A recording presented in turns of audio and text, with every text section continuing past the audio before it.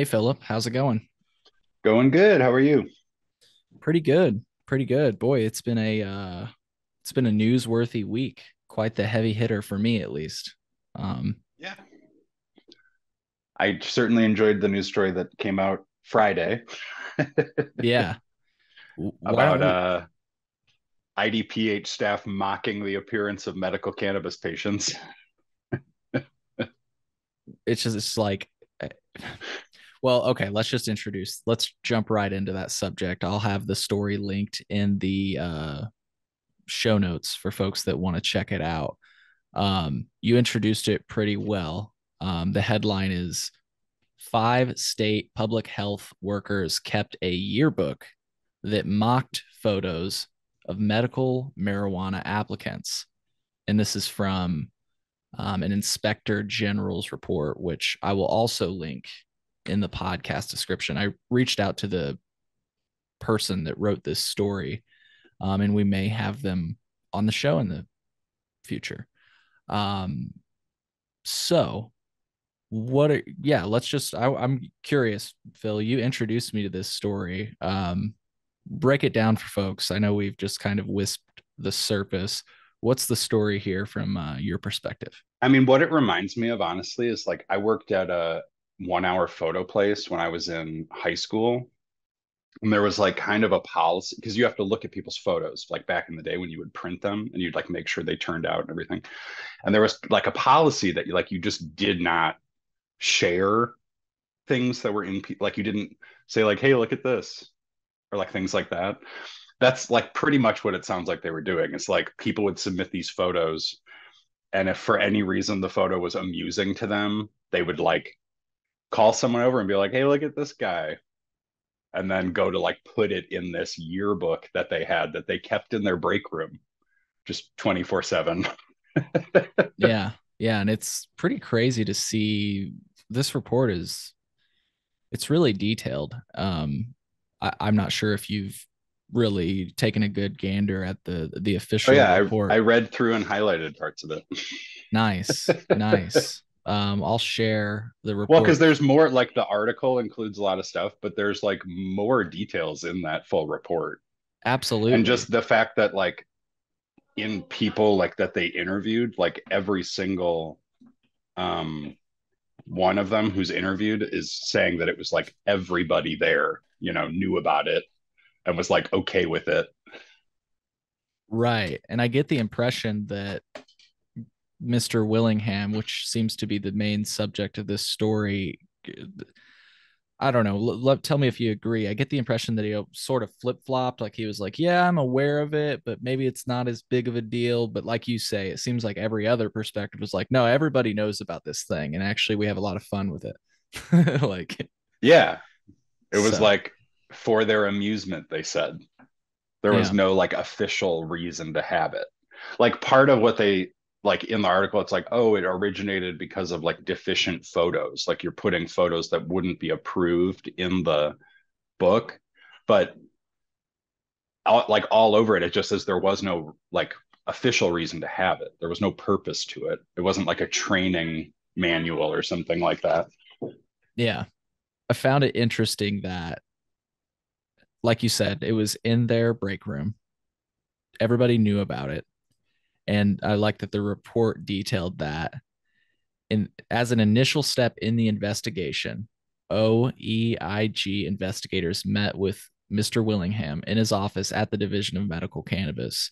And during that meeting, the OEIG requested and secured from him a binder with the IDPH Illinois Medical Cannabis Patient Program logo and the label MCPP yearbook on the cover. It contained 13 pages, including 8 pages with images of people's faces. Most of the images, most of the pages with images of people who have typed also have typed captions. So, going through there's a few here. Apparently, there was an image of a person in front of I'm not sure, it's redacted with the caption Punta Cannabis. There was an image with a person with the captions "Medical Cannabis Photo Gallery" and "Happy Holidays." Here's one where it actually starts to, you can see they're having like fun insulting people. There was an image of a man with the caption "Pete Davidson from Wish." So for folks that maybe don't understand that insult, it's like a formula, right? So you'll say, this person looks like Dr. Phil from Wish. So it's like a cheap version of Dr. Phil. I don't know. I just gave a random example, trying to explain why that was an insult or supposed to be an insult. Um, Well, I or just, this one here calling someone Zaddy Claus, which I would guess is an attractive man who resembled Santa Claus. Is that what they're going for there? yeah, yeah. Or just That's like labeling someone, why the long face? which I'm pretty sure that's me. I'm pretty positive that that's got to be me. I do not look happy in Well, my and photo. that's the thing, isn't it? Is it could be anyone who's Right. submitted, like we both have submitted photos to these people, and it's just a little like disconcerting to think that they were maybe like making fun of you. Mm-hmm.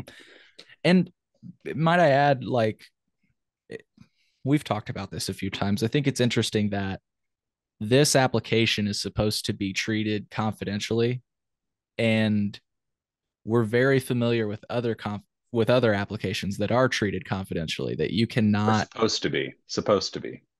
Fair, yeah, fair, yeah, they're supposed to be, yes. I guess so. What I'm alluding to, folks, because I'm not speaking like clearly here, these applications are supposed to be clear. These applications for medical cannabis, to apply to get a medical cannabis card, should remain confidential. This is showing, I mean, they're printing off these pictures, they're putting it into a book. They're not treating it confidentially. They're leaving it in the break room, right? Versus, Which they say in the report that like a janitor who just works for the building, who has no like clearance from the state or employment with the state to be on that floor, would have had access to it. right, right. And I contrast that with how they handle other I'm talking about the license applications to actually run a cannabis business in the state of Illinois. Those are under strict lock and key. And even if you request them as a journalist, they will refuse to provide any information because the law specifically spells out that it is to be treated confidentially. So I just think it's Well, but interesting the they contrast. also during that application process claim that it's blind scoring, claim that it's all like a blind process because the applications are anonymous, but it's like, oh well, how anonymous and confidential is that stuff really? Like clearly you feel free to share this patient application information with people in the office. Yeah. Like, Yeah, that's actually a really brilliant point. I wasn't even approaching it that way. Like, seeing as you're supposed to, yeah, approach this confidentially, and you clearly aren't. That's an interesting way of thinking of this issue. um just going to pull up the story again. Any other takeaways from this? yes, just like I don't know. I think like you could look at this story and just be like, oh, it's a bunch of idiots in this office that were just being inappropriate and dumb. And But that's actually like, what somebody did comment when we shared it. They were like, hey, have you ever worked an office job? It gets pretty boring. yeah, but you're also an employee for the Illinois Department of Public Health. Right, right. And even if it's like a temp job, you're handling people's information. These people could like have cancer, MS, ALS, anorexia. There's all kinds of like serious qualifying conditions that's Right. just kind of twisted to think people would just be like mocking people's appearance. Yeah. Yeah, absolutely. And And just in general, that if the people who work in this department don't like this is all kind of a joke to them, that is what it would seem, from this, like they don't treat this seriously. They don't treat like applying patients with respect. I just feel like that's like a smaller version of how the state treats the whole program and treats patients. yeah. And some Like, some have asked about HIPAA and stuff. with regard to this, but what is your take? I mean, neither of us are lawyers right now. I'm not. I don't know about you, but Right now, yeah. right. I Um, used to be. yeah, you used to practice, right? As far as I've been told, HIPAA doesn't play into this, for lack of better words, because HIPAA is a federal protection and this is a state sanctioned program. That's what I've been told. Have you heard any different, or what is like your thought on this subject with regard to HIPAA? I mean, that wouldn't really seem right, would it? It doesn't seem right. Um, Like, but, but I follow the logic. I don't think it's right, but I follow the but yeah, logic like of but the if you have a like doctors are licensed by the state, right? right, They're not right. like federally licensed. So if a doctor breaks your HIPAA thing, it's not like, oh, well, it's a state. True. I True. thought I thought if you had information about someone's medical condition and you shared it, you could get in trouble. Right. And I think where I've heard that perspective from, it's like personal conversations I've had with the state in the context of asking why the state police have that data. And I'm like, isn't that a HIPAA violation? And in the past they could just Oh, right. scan, Yeah. they could Right, right, just right. Well, I like guess maybe is the distinction that like, they weren't necessarily sharing people's conditions and is just right. getting access to cannabis not really considered a medical, like I it's think not what viewed as serious medicine. right. You I don't get a prescription for it. So, You get a recommendation. And I think that's right. just it. I think that I would they think that are might be something. right. And I think that that's how they get around it. They're saying, like, well, we're just simply showing the status of whether or not you have a recommendation. So we're not, maybe divulging your medical condition to the police or, right. So maybe that's how they get around it. But It's just that, crazy. Like in this thing, like a lot of the people when they're interviewed, they talk about how during their onboarding, this was like brought up. mm-hmm, Like during their training, during like the first week they're there, someone is like, "Hey, here's the book we use to make fun of the the looks of medical cannabis patients." right. And I got to say, I don't know how I feel about this. I'm curious what your take is. Did you see that Kelly Cassidy and Bob Morgan made statements on this story? Hmm.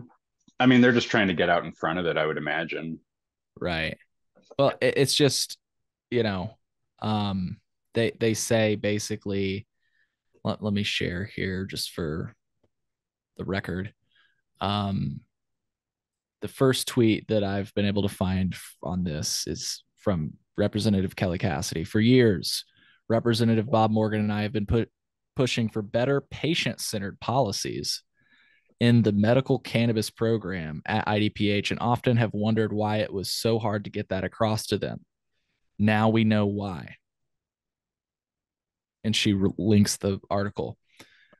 I just got to say that here's my thought on it. Um, the legislators are the ones that push for better patient centered policies, not the medical cannabis program, right? I mean, they're the ones that write the law. The medical, I'm not, I Right. just feel like they're throwing this staff under the bus for what has been not like, look, I'm not saying what they did was right, but to just point to this story and say, well, this is the reason why this program sucks. Well, the only thing they did to make the program better was expand the qualifying conditions somewhat around the time that they legalized, right? Yes, but And now we have curbside permanent. That's the other change they've made. yes, but I would argue that they have not even so IDPH didn't do that. IDPH, so No, no, those I oh, thought the qualify it was like an expansion in the law. yes, absolutely. Yeah. Yep. Yeah. Because yeah, there's been no improvement for medical. I mean, since Well, yeah. other than those expansion of conditions, there has been no improvement since like 2015. And so I'll give credit right there where credit is due. Bob Morgan did push for that.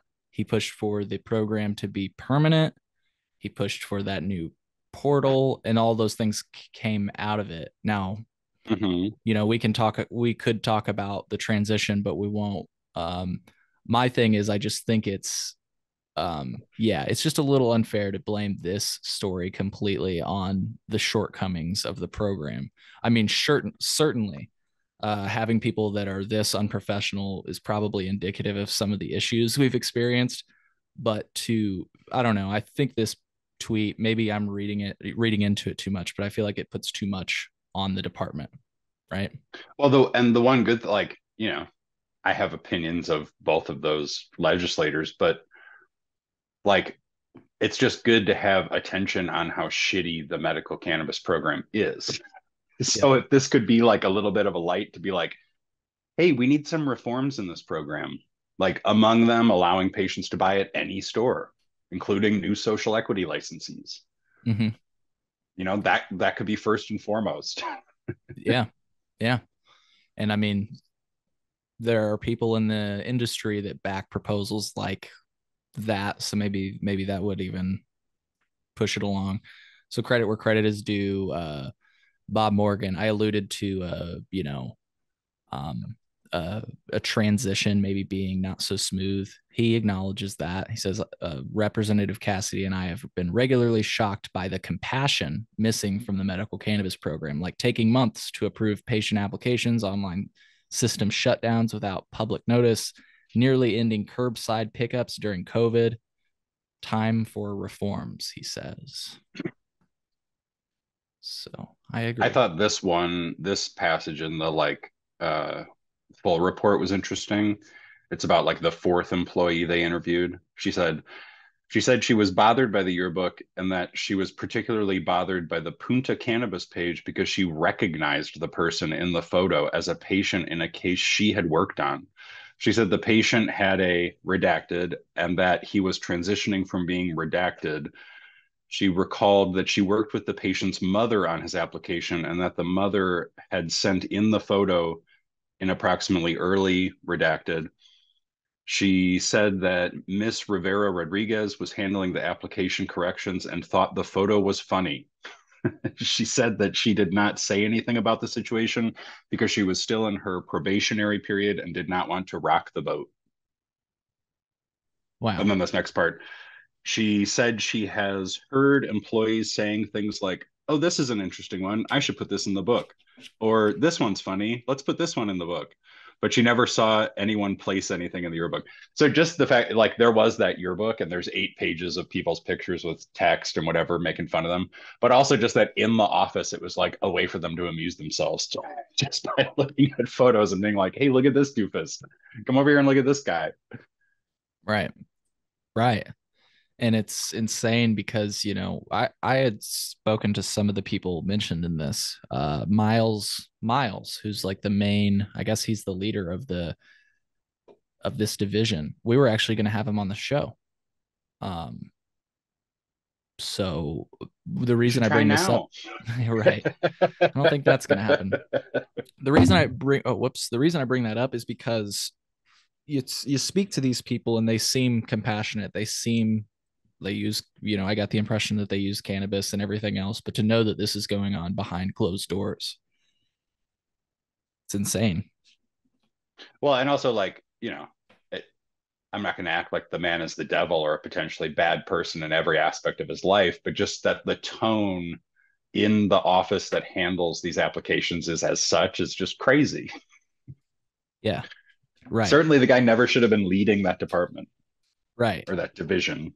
Right. The division that started as, it drove what was called the compassionate use of medical cannabis. And I think that's when I think Bob Morgan said the compassion missing from the program. That's what I think is ironic about this entire thing. You mentioned it earlier. This started off with such strict, you literally had to basically be dying to get on the program when it first started. And so I wonder how long this thing's existed and how Well, long they've it been making sounds fun like of in people. this full report, it sounds like it was really kind of when this guy came in. Okay. Like he claims that this was existing before, and another a woman, I think her last name was like Furlong, who's in this report. She said that the yearbook thing existed before that. Is it Willingham or Miles before he came Yeah. there? Um, but yeah, you know, I mean, do you really believe the people who are at the center of being accused of this kind of thing? Right. Right. I just they put the logo on the folder. I think that's just crazy. They Well, made and that's where they said that like in here, it also said that like only three people in the office had access to that, like were would have been able to print off that logo. And like the one claimed she like printed it off, but was like, well, I didn't put it on the cover. I don't know. So it's like probably electronically they could find that she printed it off, but she like was deflecting on taking responsibility for actually putting it on the cover. this is insane. Now, what do you think about the idea? I saw somebody comment it on Reddit this morning. This story was shared. Again, I'm not downplaying this story. Uh, it was probably one of the easier ones for the inspector general to, one of the easier cases for the IG to crack. I saw a comment that basically asked, with everything else that's going on in Illinois cannabis, potential corruption, etc., you know, wouldn't you think that we would be focusing on those types of things? But Right. isn't it all part of the same thing? Yeah. Like, isn't this all part of the same deal? Yeah. Like the state, other than the tax revenue they get, I don't think that the state really takes cannabis seriously. It's not a priority. And in fact, I get the impression we can maybe talk about this. Well, let's dive into it now if we want to. I get the impression that the state's priorities are to get just a small number of people licensed, just what they've statutorily defined, and that is their focus and their priority. And I'm kind of picking that Well, from licensed and up and operating and successful is what they keep saying. It's like their there you job is go. to make sure these businesses are successful. Yes, and you even They hear want that. them to have equity. Yep. You hear that from the Cannabis Business Association too. Pamela Altoff, when I asked her about ending the criminalization of cannabis, she said their legislative priorities are basically guaranteeing the success of licensees. Well, and you could even take it a step further, like, you know, this is shitting on medical cannabis patients in one way, but like you have JB Pritzker out there who will champion the fact that the state has prevented cannabis from becoming too cheap for whatever they've termed as a reasonable level of profit for these new companies to make. And it's like I was thinking about it earlier today. JB Pritzker is like to weed as Martin Shkreli is to insulin. Like if cannabis is medicine, you should be trying to get people this product for the most reasonable price and like the best, most abundant supply possible. And it's do you get the reference to that Martin Yeah. Shkreli guy? It was like he bought that company and then was Mm-hmm. going to jack up the price. I mean, it's just no different, really. Yeah. And he says it as like a badge of honor that we've because he just sees it from the business angle. Right. But like, that's its own way of shitting on medical cannabis patients, just like people ridiculing their photos. That's a really Like good you and point. I sitting here, we are not smoking Illinois weed. Mm-hmm. Yeah. There's a reason for that. Yeah. Yeah. That's a good point. I really like the reason, if you could see in my face, I was just really processing the Martin Shkreli analogy because I think it fits. And I've honestly just been confused. For folks that have been watching the show, I've been trying to figure out the regulatory, like the purpose behind some of these limitations. And they've been saying it more and more clearly that it is to guarantee the success of these licensees. And my question has become, and it's been inspired, like at least uh, I would say a majority of this line of questioning has been inspired by you, Phil. It's like, why does the cannabis industry welcome these limitations unlike any other industry, right? And it just seems to be to protect their own interests. Well, and what's the other ones, is gambling and like I think Mike Fouché said some on your show at one point, like nuclear power plants or banks are like hard to Power, set up, yeah, power, you know? insurance, yeah, Like insurance. regulations make those like impossible to set up. But like um, there's not going to be like we're not going to how to say this, like selling like weed is not as dangerous as handling all of someone's personal finances and being responsible for that, or handling like radioactive material. Yeah, yeah, and we're treating it like a Well, dangerous. that's like the foundation of where they can treat it, It's like playing off the fear of it still Yeah, and people's discomfort with having it be so plentiful. yeah. Yeah, I hope that this story, just back to this medical cannabis story, I hope that it continues to generate the amount of conversation that it has. I really have to agree with you that for the love of God, if anything was going to change this program, maybe it would be the actual attitudes of the employees itself. I hope that that ends up being the case because, like, Well, and this only was published on Friday. right, right. So, I mean, I only really saw it like last night. Mm-hmm. Yeah, So I I just would saw it hope this maybe morning. this week there'll be a little more conversation about it. I hope so. I hope so. I'd love to see, we've seen Representative Morgan and Representative Cassidy make a statement on it. It'd be interesting to see the governor make a statement. Well, and I think too, like you read the punishments these people received, which I don't have like off the top of my head. Like the one guy, the Miles guy, was just allowed to quit, it Mm-hmm. seems like. Um, and the other people just got like temporary suspensions. Yeah, I think that's towards the bottom of the report. Yeah, they got So, temporary suspensions where they had to like remain available via phone or something. But yeah, then well, they and all the one guy, the Miles guy, is like a registered nurse. Like someone found his nursing license number and still active. yeah, No ramifications in that department. you gotta question that for sure. I don't know how that ultimately ends up being handled, but Well, and I it's just like in this, like the analysis at the end of this report, just to drive home, it's like the employees in IDPH's division of medical cannabis are charged with processing confidential applications from people who are terminally ill or suffer from other debilitating medical conditions. Ugh. insane. Insane. And to think, I just don't know how you could think that this would be okay. You know what I'm saying? Well, and also like minors, like this one person, I don't know if this person just needed the help of their like an adult, like a Right. guardian if they're disabled and an adult, but this could have also been a child they were like making fun of. That's the impression I got, but you're right that we can't just assume that it is a child. But the fact that they mention their mother, it really makes me think that was a child that was submitting. Yeah.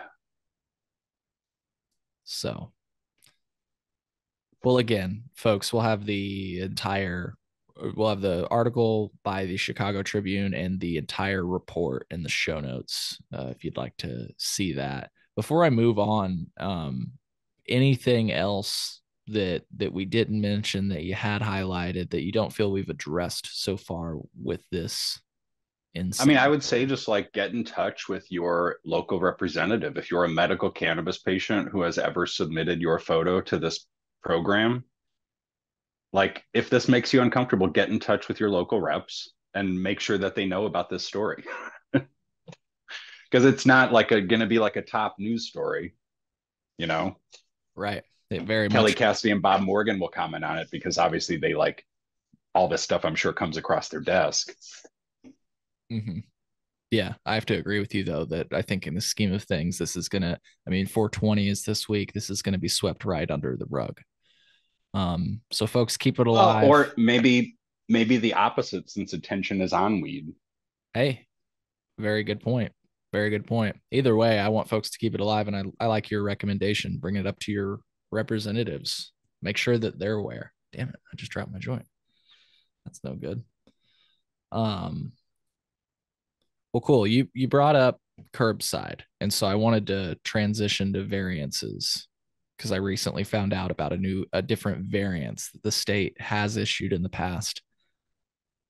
The question has always been they can just whip up curbside? What else can they just whip up, right? And I've been wondering that a lot. Like what authority do they actually have, and what can't they do, you know? And I still don't Is curbside like a law now, know. or was it just done for another year? I believe it was only done for another 6 months. I believe it expires in June. Oh, okay. Yeah, and the idea was, I remember, I don't remember who I heard this from, honestly, now. If it was part of the statement that came out from IDFPR, or if I was in a meeting with crew. Um, the idea, though, that I recall being shared behind extending it to June is that they were hoping that it would be addressed by legislators. So Right. so it like flowed And us then until it was law. and they are working on some changes, so maybe they'll slip it into one of these new bills. I think I think that it will. I think it has as good of a chance of passing as anything does. Like it's right up there, cannabis related stuff. It started as an executive order though, right? It was like pandemic related. That's a really good question. I don't remember. I feel like I recall it starting as an executive order, but I don't remember exactly, I honestly. thought it was, yeah, I thought it was. But so before I move to that, again, I would just want to ask one more time because I almost had another thought come up on this story, but then I realized we already touched on it. Any other things before we move on from the uh, yearbook, or what did we call it? The burn book, referencing Mean Girls. Mm-hmm. No, I think we Cool, covered it. cool.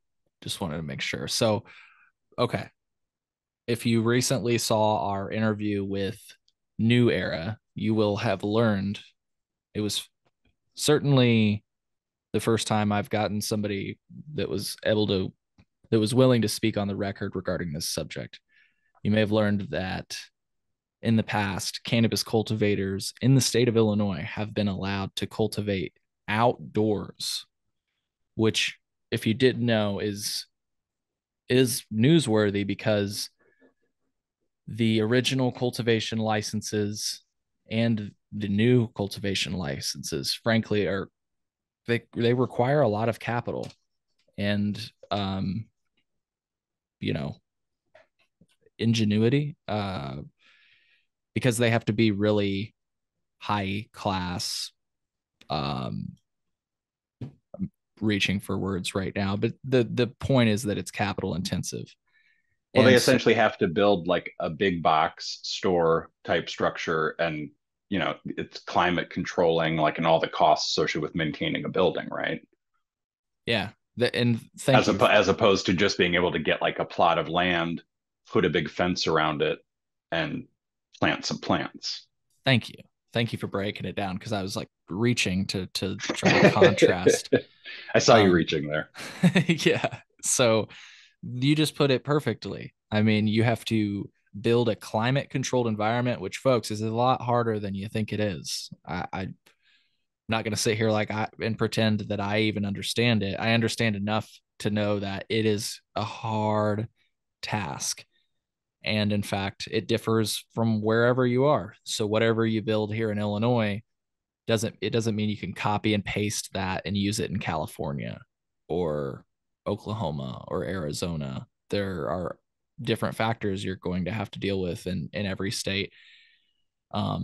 So long story short, like you say, the big difference here, and the reason I think that's so newsworthy is because I've not heard of that before. And frankly, we keep hearing about how these craft cultivators are struggling with the way that the law reads, which is that you have to open at 5,000 or 4,000 square feet, and then you have to, through a graduated process, request that canopy expansion, which has made it, apparently, from everything I've read online and everything I've heard, that's made it really hard for these new licensees to get capital because investors want a sure thing. And frankly, dealing with the Illinois government is all but a sure thing.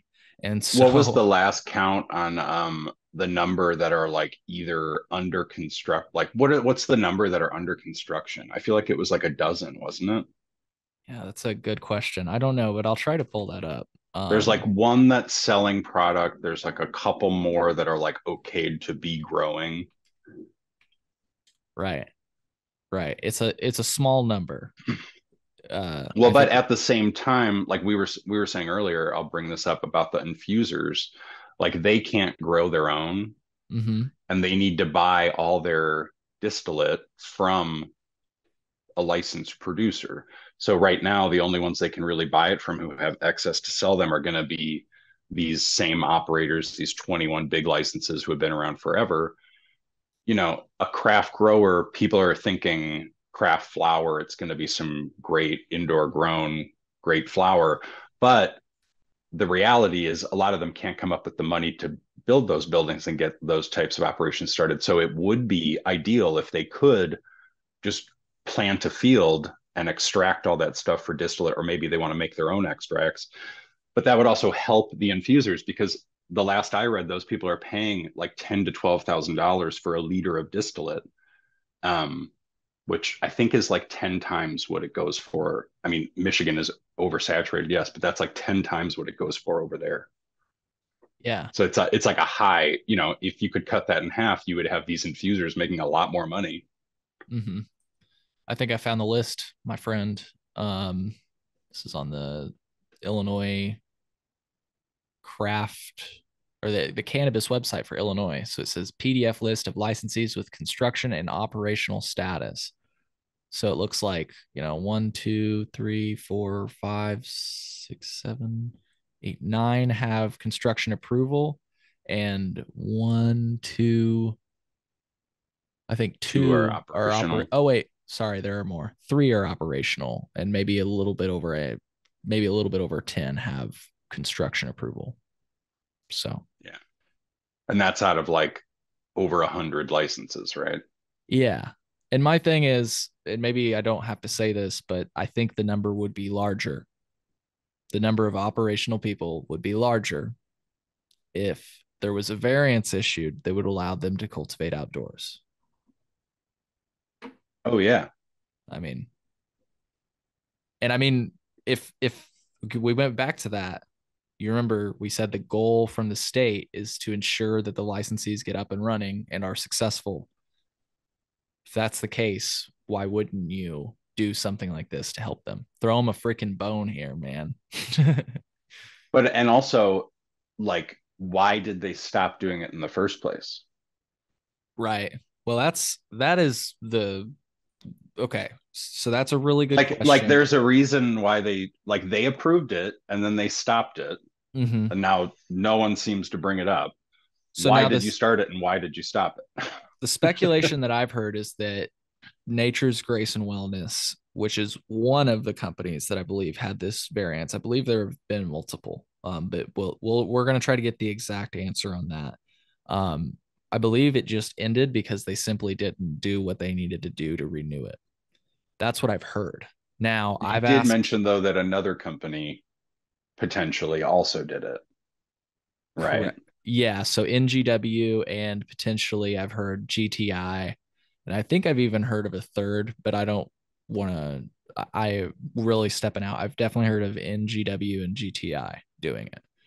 So, but to get a solid answer, I've reached out to David Lakeman and I've asked him. I have recently learned from licensed cultivators, people you work with, that this type of variance has been issued in the past. Since I heard from it, I was wondering, or since I heard from the perspective of licensed cultivators in the state of Illinois, I was wondering, can you confirm or deny that a variance such as the one I'm referring to has been granted?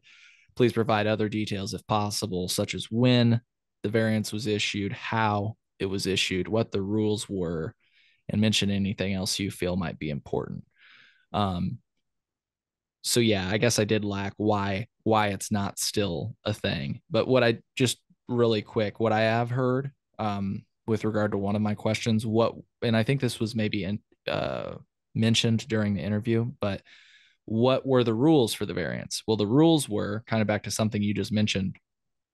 You could only use it for edibles and like concentrate. But still, like you said, to your point, people could benefit from that. Like if they could just have some products on the shelves with their name on it, Well, you know? specifically things like RSO for medical patients, you know, Right. you could get that way down. Right. But see, this just learning about this increases, I feel, and feel free, Phil, to tell me that I'm fucking crazy and way off track, but I feel it really validates my question of what can they do and what can't they do? You know what I mean? Because that seems unclear to me. And now there's these proposals of cannabis agency versus cannabis commission, which we can talk about. Um, it's like, Well, they're just, it's, yeah, like there is a law, but like, um, yeah, I don't know. It just seems like if you can make up curbside and you can make up allowing people to grow outside, it seems like you could just make a lot of regulatory changes that aren't in that's the what it law. seems like, certainly. And that's where I'm like, I'd love, Well, it wasn't even like the when social equity and the limited licensing was being pitched, a lot of it was, oh, these licenses are limited, they're going to be worth millions. So people will be able to sell parts of that like equity to get their startup money. But then after like the licenses or around the time licenses started coming out, Pritzker administration said, no, you actually can't do that. But for some reason, like craft grows are allowed to do it. hmm, But I feel like that's just like their interpretation of, like when I read it, it's always like that's their interpretation of the law and how they're like enforcing the law. Like I wonder what the law specifically says. right. And I think that is, you're hitting a really, another really good point, which is that it really does all come down to interpretation of the law. And maybe that's why they're proposing things like a cannabis commission or a cannabis agency. They want to more accurately define what they can and can't do, or what somebody can and can't do, because we can get into what I feel is the difference between an agency and a commission. But What really is what the it, difference? so what I gather the difference is, and I'm about to release a report on this, which includes many more details and kind of a package also with some insights from people from other states that have worked on a cannabis commission. So to answer your question, the difference seems to be that an agency would be, they would directly report to the governor. They would, the positions would be appointed by the governor, and that's like really, it would be another state agency, right? Versus a cannabis commission, which would be a board of commissioners. These are the similarity between the two approaches is that it allows a another entity, for lack of better words, besides the state legislature to do something about cannabis. Because that's the thing. This is what we keep, like we keep circling the drain on. Well, the law only says we can do this. So, you know what I mean? Yeah, That's like when the legislature sets up this entity, they give it the power to make changes to the law. right, right, Yeah. independent of themselves. Because people always like to point out that one unique thing about the way we passed cannabis in Illinois is via the state legislature. Another unique thing about the way that our system works is that we are entirely dependent on the state legislature for any changes, basically, except for some of these variances, which I don't have an answer to. But Right. um, It's like if they're, yeah, like any regulatory body, like the EPA or something. It's like if there was no environmental protection agency, then Congress would be responsible for legislating every right, environmental issue. mm-hmm. That's a good But I analogy. still think, how do the, like for a commission, where do the commissioners come from? Was that the thing that the CBAI was like pitching? because So, they had like stipulations for like what you had to be to like sit on their right, board right. or whatever. So I'm going to start with what a commission is versus an agency, and then I'll go to the CBAI thing because we've got a video on that. So the difference, so yeah, an agency, I like how you said an agency would be similar to the EPA. I hope that that resonates with folks. It certainly did with me. So the difference when you look at a commission is that it would not be a state agency, it would be a board of commissioners. And we have several other commissions in the state of Illinois. So I would imagine it would work much in the same as that. So there's like a liquor commission, a gaming commission. Um, there's, many commissions in the state of Illinois. The main difference, like I say, is that it's a board of commissioners that would be appointed. Now, here's what I haven't cleared up because it works different state to state. And this is why I'm glad I got perspectives from other states. So in Massachusetts, it's a tripartite appointment. I think I said that right.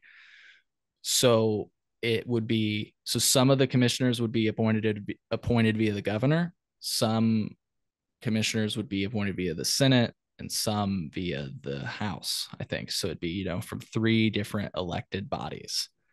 Try to get a little bit of to mix it up, if you will. Now, I don't get the sense that that's necessarily part of the commission idea in Illinois, and I think that's a distinction. So I know that I'm still skimming the surface.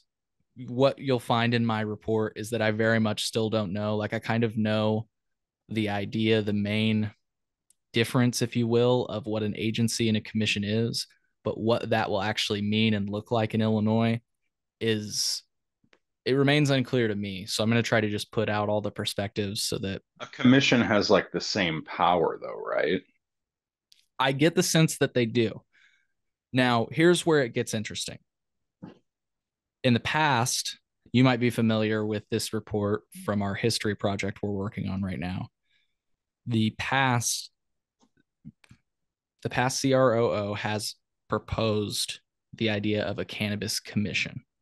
And that was reported by Mike Fouché. The headline was something to the effect of presentation by CR or for cannabis commission leaks with administration fingerprints all over it or something like that. I can't think of what it is right now, but it details how the former CROO, Danielle Perry, had been presenting a proposal for a cannabis commission. It was ultimately introduced as a bill, I believe, by Representative Marcus Evans. I might be wrong on that. And it proposed the creation of a cannabis commission. Now, recently, I attended a meeting with the Cannabis Working Group. Are you familiar with the Cannabis Working Group, Philip? Mm-hmm.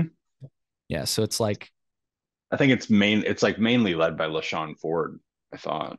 yeah, it seems to be led by LaShawn Ford. His office hosted the meeting, and there were several other advocates in the room. Like I saw Marcus Evans, Bob Morgan.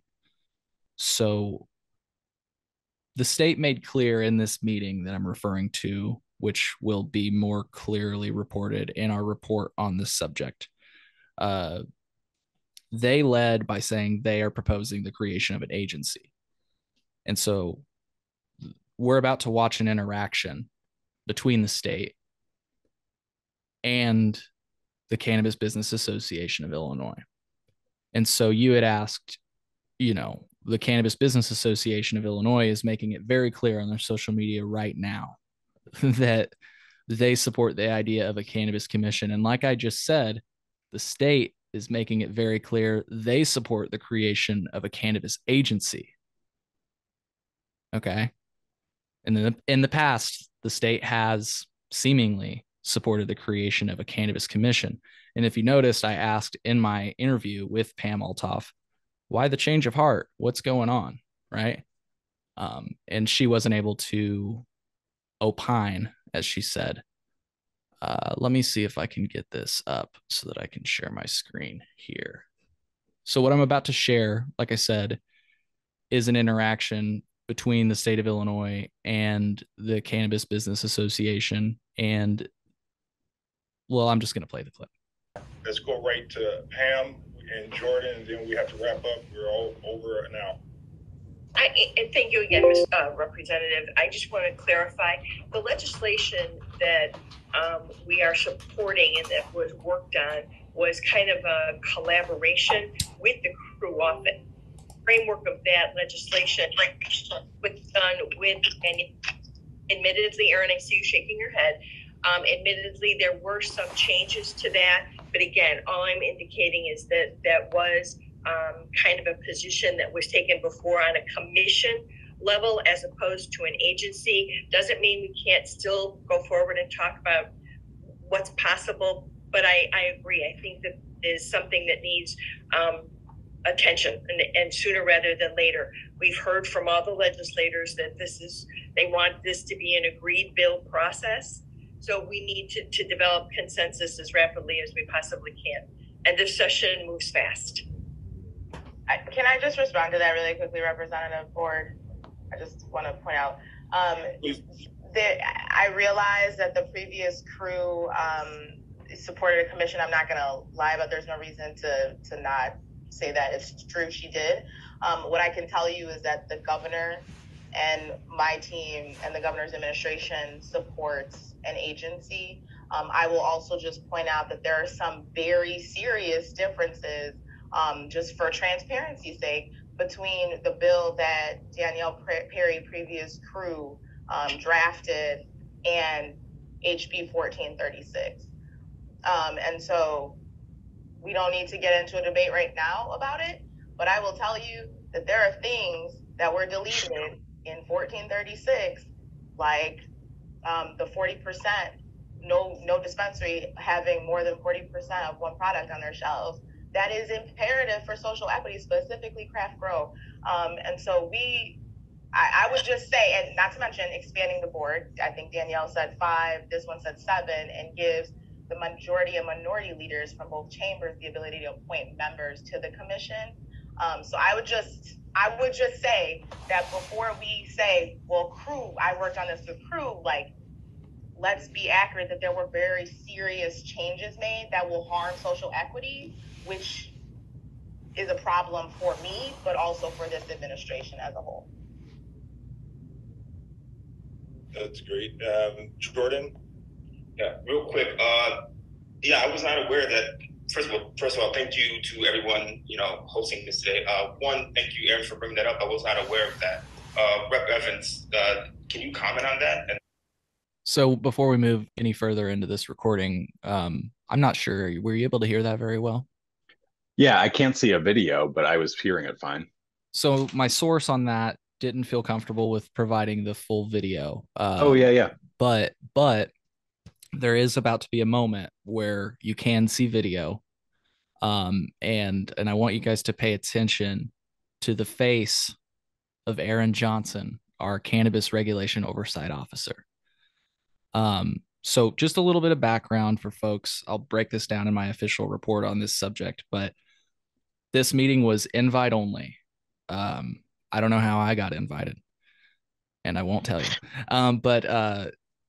So it was invite only, and the meeting started with it said this meeting is being recorded, just like this Zoom started with. Phil, you heard it say this meeting's being recorded. It popped up a window on your screen, I'm sure, right? It did all those things to me. I thought the meeting was going to be published, and in fact, at the end of the meeting, Jordan, who was just speaking, asked, hey, how do we get access to this recording so that we can make this decision? Because the Cannabis Working Group was looking to make that decision that day. They wanted to know, should we do a cannabis agency or should we do a cannabis commission? Everybody involved in the decision said they didn't know enough to be able to make that decision today. Wait, but are they talking about two separate bills, two competing bills?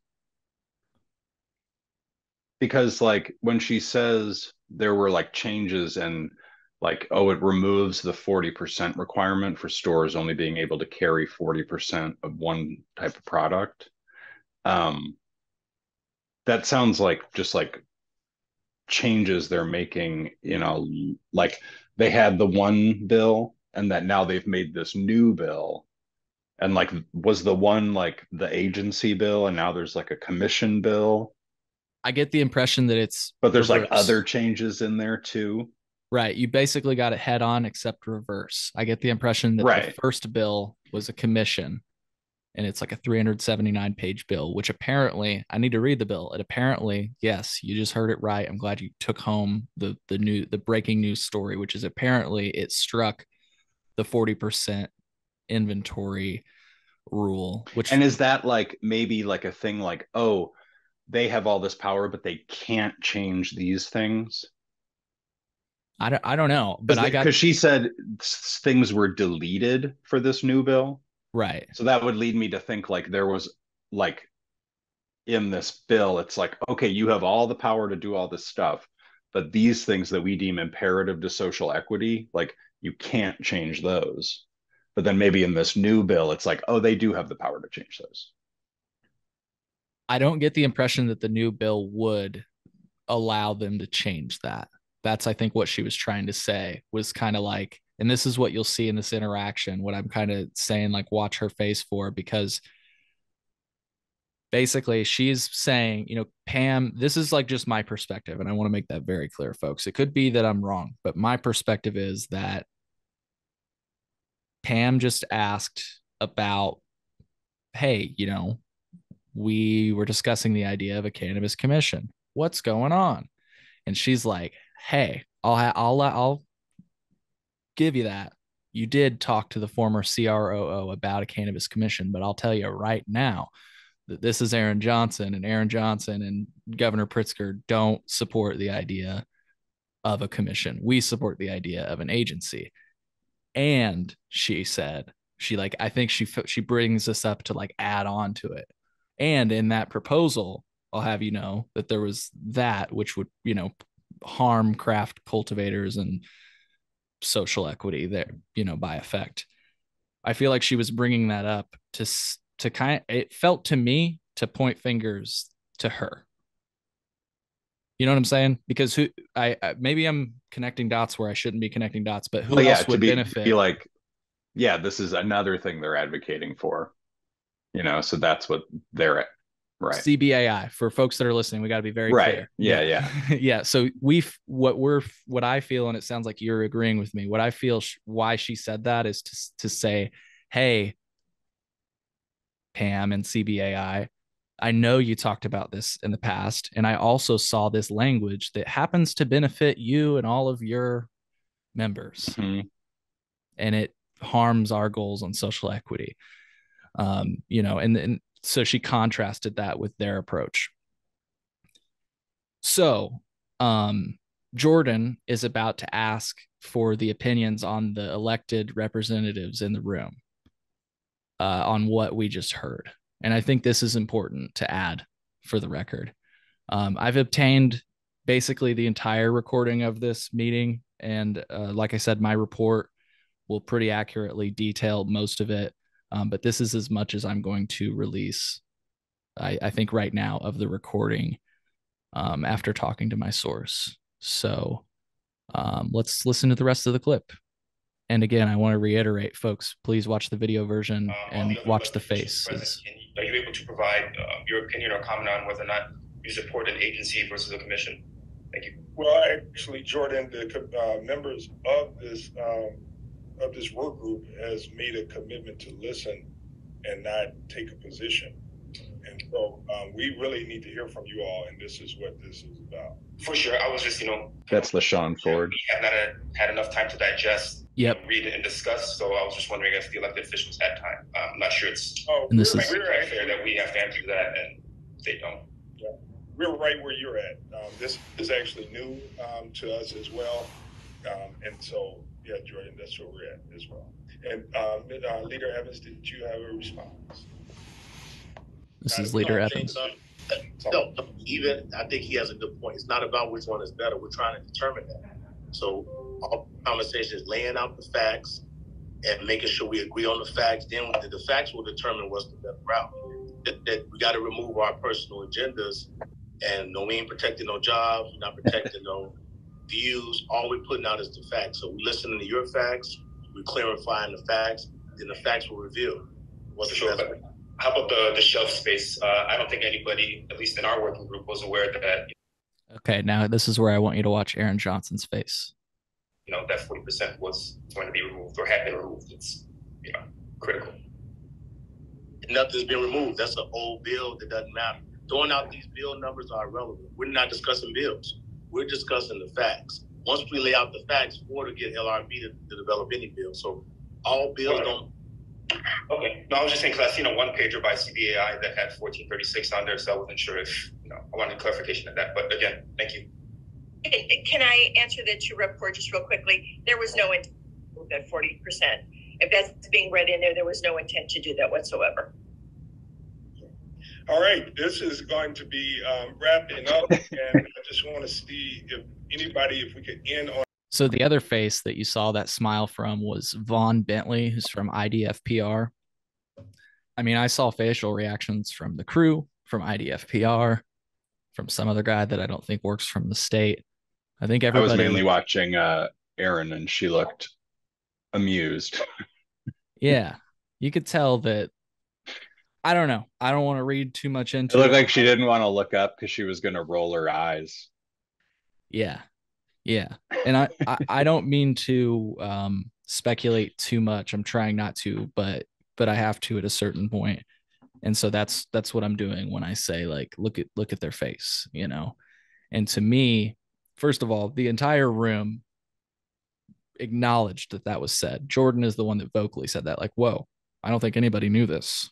Tell me more, and what I thought it was interesting that Evans, he said, it's about the facts. We're talking about the facts, and the facts will bring forth the best solution. Put your personal agenda aside. Right. I thought it was interesting that he asked him about a fact that the crew brought up, which is the 40% thing. He's like, did you know that was in a former bill? And like I said, I'm pretty sure he's the one that put that bill forward. I might be wrong, folks. Look into that. Look into the initial proposal. Wasn't his response? Well, there isn't a bill. We're not talking about bills. Well, that was one of his responses. He said a few different things. Yeah.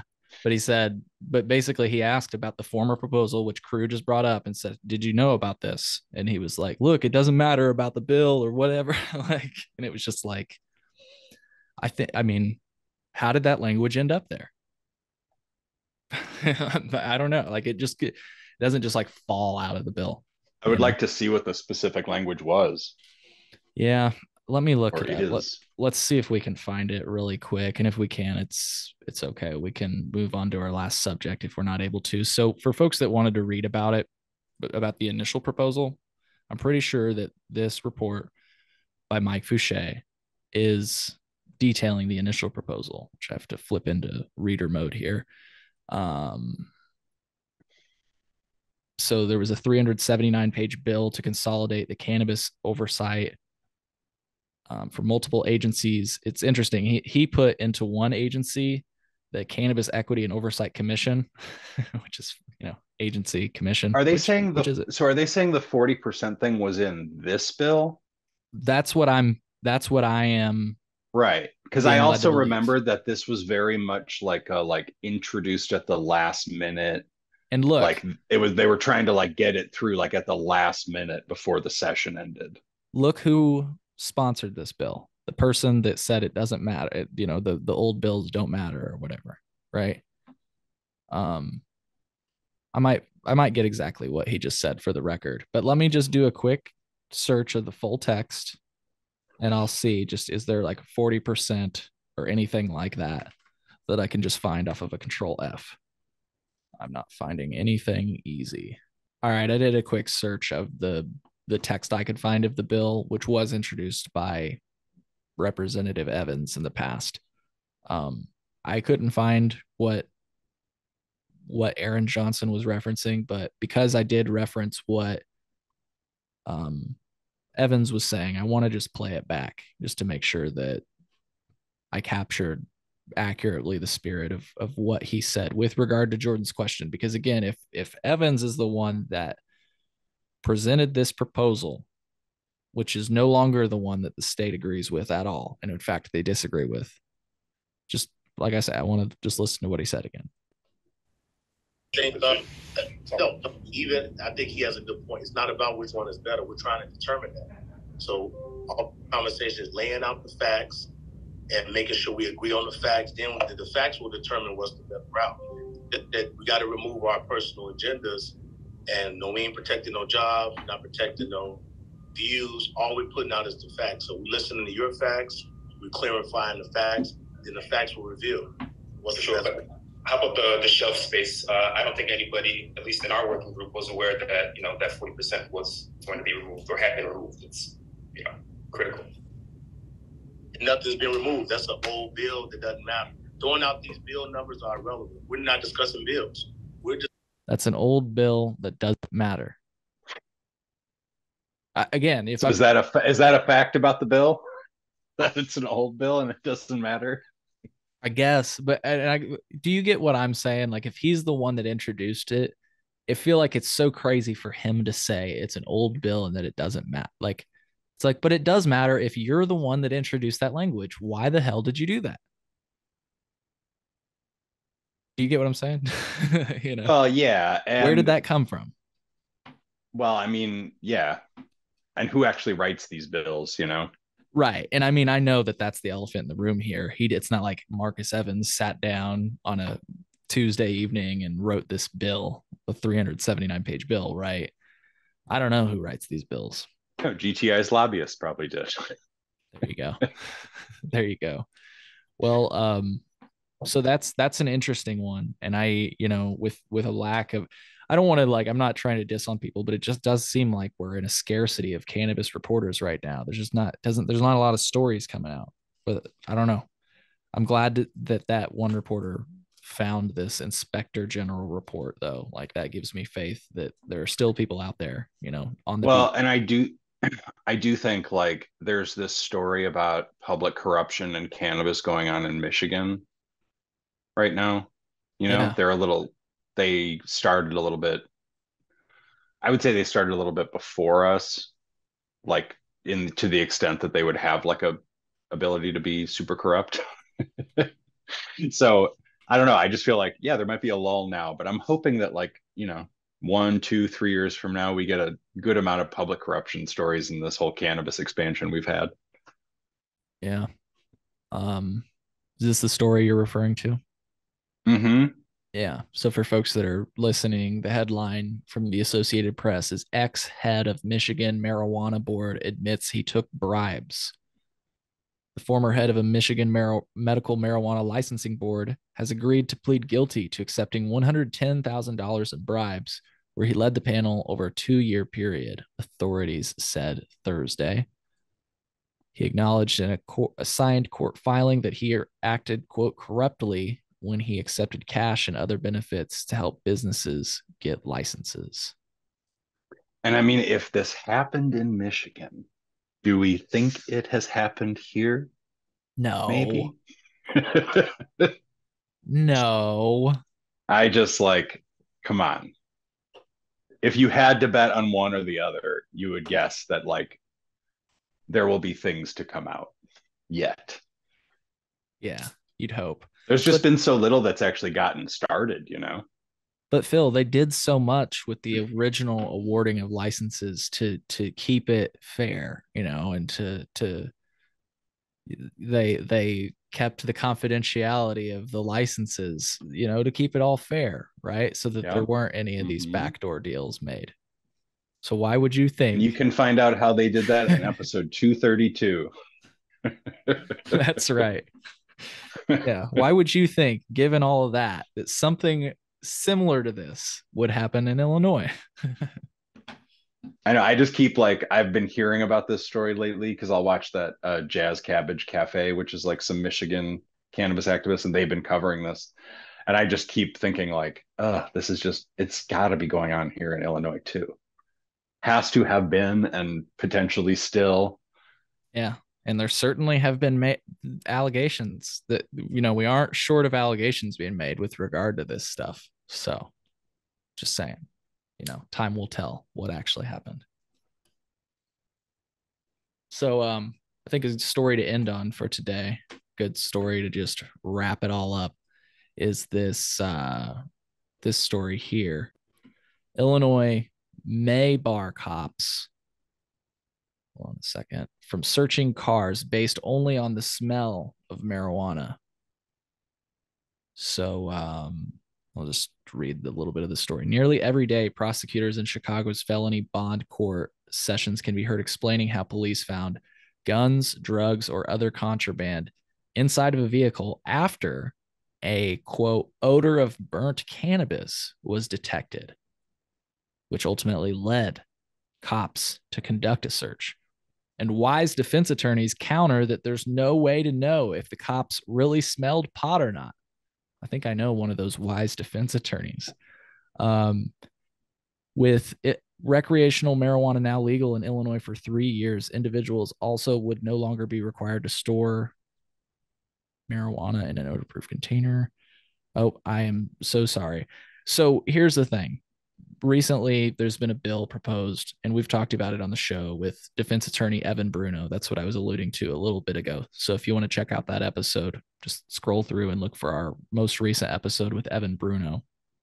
We talk about this bill that he helped to draft language for, and it would ultimately remove language which references odor and odor-proof container from the vehicle code, which is something that people continue to get in trouble for in the state of Illinois to this day.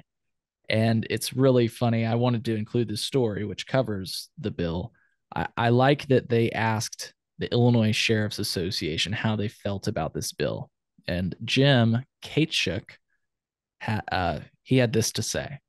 You can't have endless marijuana in a vehicle. It's only legal to a certain amount. Are we also going to inhibit the ability to intervene when the smell of burnt cannabis may be coming from the vehicle, when the motorists may actually be impaired? I think this bill will have the ability to impact illicit markets in terms of people being able to care more of the drug than they should. Plus, folks may traffic marijuana. I like this one. I think this is a mistake on the person that wrote this article, but plus folks may traffic marijuana cannabis to mask other drugs that may illegally be in the vehicle. Now, I hope that he literally said that, but I have to say, I have to think that it's probably just an error on the, Well, and I joked that, of course, that's the reason I always carry cannabis, is to mask the smell of my cocaine. Correct. Yeah. Yes. Why else? Oh, yeah. And I did just Google it because I was curious. I guess the smell of alcohol is not probable cause. No, it's like not. The smell of alcohol is not probable cause to search your car or assume intoxication. I mean, it might lead a cop, like when they smell cannabis, if this law were to pass and be enacted, like it might lead them to have their eyes out for other things that they can get you on, or to like deem if you're intoxicated and whatnot. But yeah, just knowing that the smell of alcohol is not probable cause is like, okay, well, yeah, this should probably be the law then. Yeah, I think I actually learned that in episode maybe 2 with Evan Bruno. Episode 1 or 2, I specifically asked him because I actually assumed incorrectly. I said, well, I guess if they pull you over and you just reek of booze, they'll probably use that as probable cause. And he said, no. Oh, I thought the same thing. And that's why I was like, oh, we're about to talk about this. I should probably know if it's. Yeah. Yeah. So like you say, that's not the case. Although. Yeah, that's definitely interesting. Yeah. I feel like that said, it would be hard to talk your way out of that. Like if you just reeked of booze. But I mean, if you knew your rights, I guess. Well, I think too, you could probably say the same thing after this law was maybe passed. If you're in a more conservative part of the state where they're still looking to nail you for cannabis things, I just think they'll find some way to search you, or, sometimes they just overstep their bounds and it's on you to then challenge them to get your stuff back or to assert your rights. Yeah.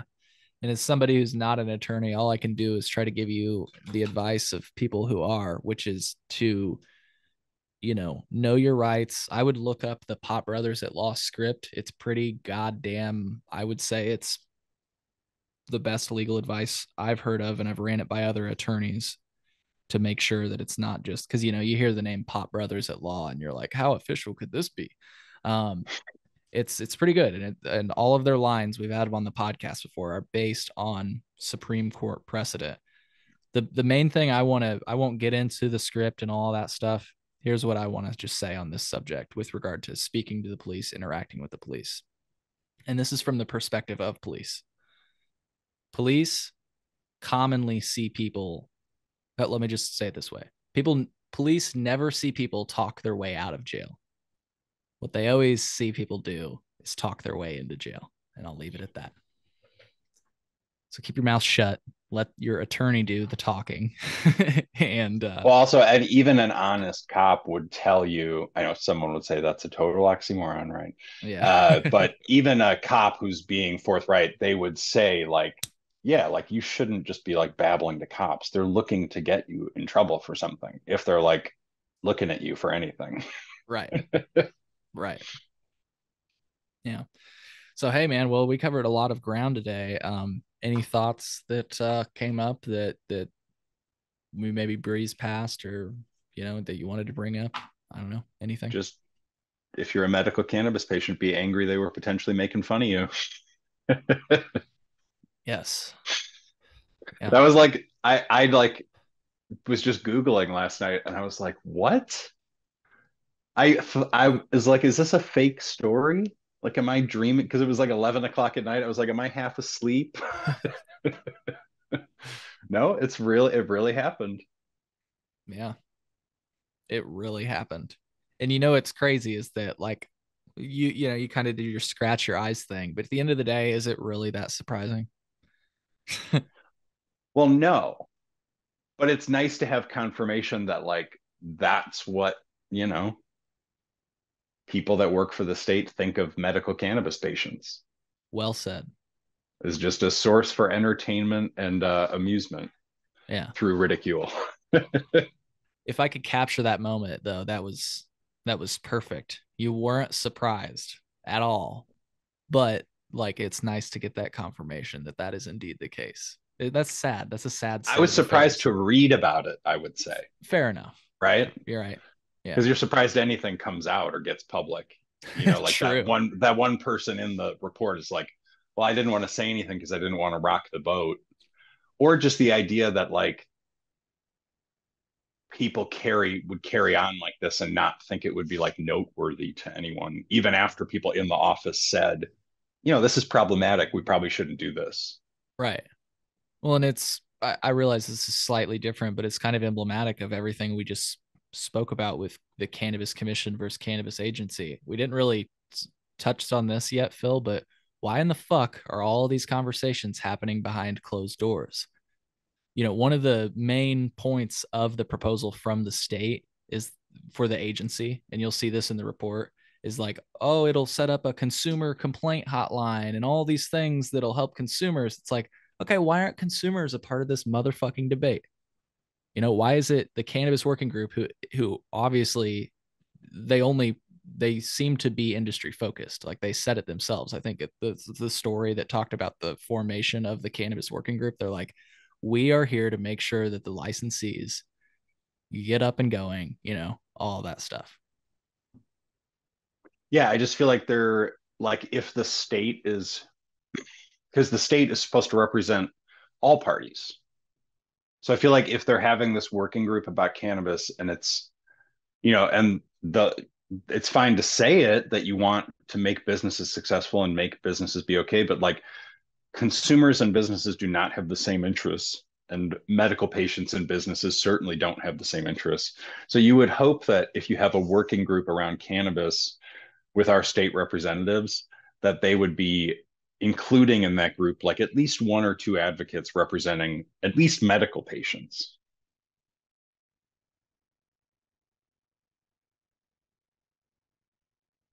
And I think I was included accidentally. So again, I don't think like, especially when I release my report, they're going to be like, hey, make sure that Cole Preston is a name that's not ever in one of these meetings again. And it's not even that my report is salacious. Like, I'm very fair and balanced in that I don't know the answer, but I just try to lay it out that the state is pushing heavily for an agency. In the past, they've pushed for a commission. There are certain people that have pushed for the commission and are still CBAI. And I just ask for those other perspectives, like what do they think would be better? But again, the reason I just said what I said, where it's like, oh, I may not be invited again, it just seems like they don't want these debates to go on in public. And Well, so by right, me bringing the debate to a public forum, like, they're gonna be like, what the fuck, man? Well, it's interesting too, because like if you had, like I know like the Michigan regulatory agency, I think it's the MRA. Yeah. So just be the marijuana regulatory agency. They have like public meetings. So like if they have, at least they did under the last guy, I don't know how the new guy's necessarily running everything, but if there was like a thing about, they had a whole public meeting and sessions about labeling remediation. Right. And it's like people, like they announced times, I think more than one, where they were going to have people come. You could even do it like remotely, I think, and like have testimony about this and hear what other people are saying. And that's why Pam says she backs the commission, because the meetings would be in public. Here's an example of a commission in Nevada. I go to the CCB, which is the Cannabis Compliance Board in the state of Nevada, and you can go up to public meetings and you can see when Massachusetts is the same way. It's like very public, I think.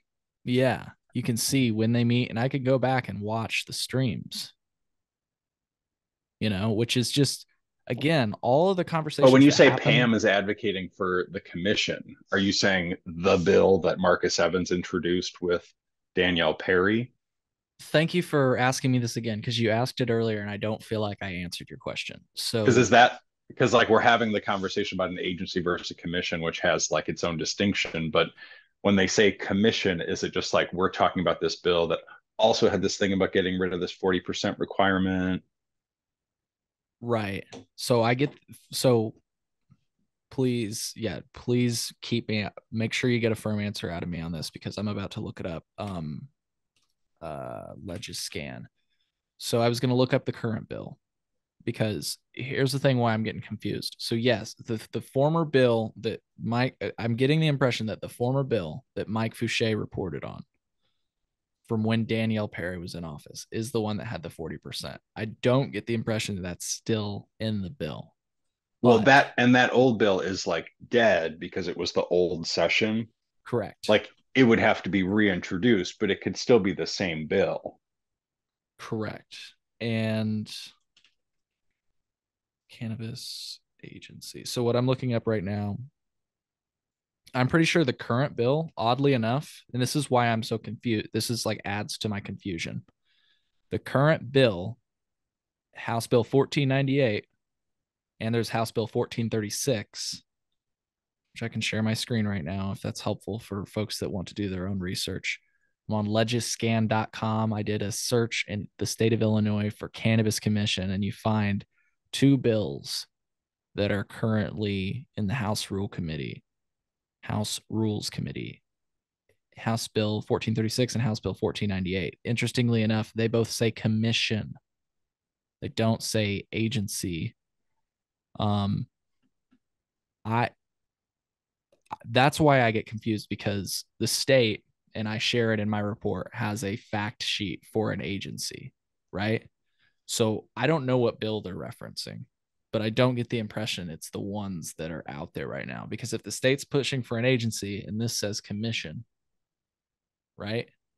But I'm just being candid with you that I don't know. I'm kind of confused on this because of the fact it says commission, So, and that's why maybe the agency one isn't out there yet. That's what I'm wondering. Or if they're going to modify one of these commission ones to become the agency one. You know what I mean? Because they kind of do that. They kind of use a bill as a shell bill. I don't know. But either way, it seems like there's two competing ideas for this one body, like one body, one industry thing. Yes. And CBAI and the state aren't on the same page about what they want. Mm-mm. And I've heard from other people that were involved in that meeting that they're very concerned about that, because the impression that they've gotten, and I mean, I see it in Illinois. If you look at the cannabis business associations like Instagram or their social media presence, they've really been hammering home one commission the last few days. And I've heard that they've basically made it clear that it's like they're going to die on that hill of that issue, that it's got to be a commission. And so, and by commission, we mean their way or no way. Correct. Now, what's interesting is that I've talked to people that I trust, let's just say, like I really value their opinions.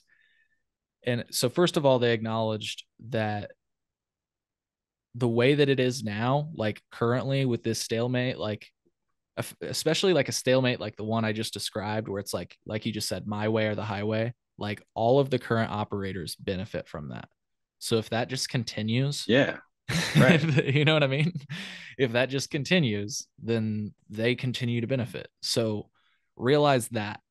Now, putting that aside, the other thing that I think the operators have realized is that paying for lobbyists and paying for inside people is worth the investment. And so, interestingly enough, this person, again, whose opinion I really value, said that, and they did not want to be attributed to these comments, but they said that they would think that cannabis companies would prefer the idea of an agency over a commission, because like I described earlier, a commission is a body of, commissioners, a board of commissioners that are elected, but they act independently. And so the idea is that they would have less control over those people potentially. And so, interestingly, like I say, this person whose opinion I value a lot said they were basically surprised that these cannabis businesses are backing a cannabis commission. So my final report. Well, but in their bill, there were like stipulations for what kind of experience or who you had to be to like sit on their commission. Mm-hmm. And there were things in there that, it's like they only want like a certain type of person to be on that. Right. thing. Right. Yeah. So they do want control. Sure. Yeah, it'll probably be just like everything else in Illinois. It'll be a commission, but it'll actually just be like, bought and paid for commissioners, Well, who knows what the liquor commission does, or the gaming commission? What are they up to? Who sits on those things? Yeah, I have no idea. And I think that most people just honestly don't care too. Like, I don't care who serves on the liquor and gaming. And so I would figure that would extend to cannabis for most people, like who fucking cares, right? Yeah. There's just certain people that care more about cannabis, I think, than alcohol or gambling. Yeah, like me and you. Yeah, or people that like, terminally ill cancer patients that want it as medicine, that wish it was more affordable. Very good point. Very good point. And don't want to be made fun of when they submit a picture to IDPH. Yeah. Yeah. So again, I don't know where to stand on that whole cannabis commission and agency thing, but my point in being open about it is that I felt if there's a debate such as this going on that's as important as this, it really could dictate the future of cannabis policy. Why the hell? Think about this. The cannabis working group seemed to just be meeting with like business interests, right? Like I don't know exactly everybody who was in there. But doesn't the CROO, doesn't she interact with like businesses also? Yes, but like my she's point kind of is like these are she has the group, she has the medical cannabis working group. Isn't that what it's called? Yes. True. Why not include that? Yeah. I think I've said that. It's like you already have a group with CROO where you try to do like outreach and this kind of, it's like, Mm-hmm. you know, But I guess my point in bringing that up was that these are our elected officials that aren't including the public in their meetings. You know what I mean? Like this doesn't seem to be a public debate, even though it does affect the public. I mean, yes, it affects the businesses. Sure. Yes, it does. Right. But it also affects us. You know what I mean? It's like, why aren't we a part of this debate? So that's my effort. We're still look, I'm we not are going to kid inserting myself. ourselves into this debate. Yeah, and I'm not going to kid myself right now by saying that me talking about this right now with you or this I call it a report as if I'm a journalist. Like some people call me a journalist. I have too much respect for that term to agree yet. I'm still trying to understand what that actually means to be a person like that. But um so I would be remiss if I didn't say that I doubt this report or me starting this conversation is actually going to change anything. But that's the hope. That's the hope. Inform at least a couple people about it. Yeah, because I was just like, this is going on. This is a debate we're having right now, and again, I can even send you the fact sheet, but it's included in the report. There are specific parts that talk about how this is going to benefit consumers / patients, and it's like, all right, how have immediately suspicious if I see that language. Definitely, but I'm also, yeah, exactly. I'm just like, how have those perspectives been gathered? Like, honestly, how did you get that feedback to actually say that definitively that it will help patients or consumers, right? If you haven't gathered that feedback, you know. But I don't know. It's all crazy. We're crazy, I guess. I'm just crazy. Illinois cannabis is pretty crazy. Yep. Well, folks, we'll end it on that. If you've listened this far into the episode, you're crazy too, and I love you for it. So we'll see you on the next episode. Hope you found some value in it, and take care.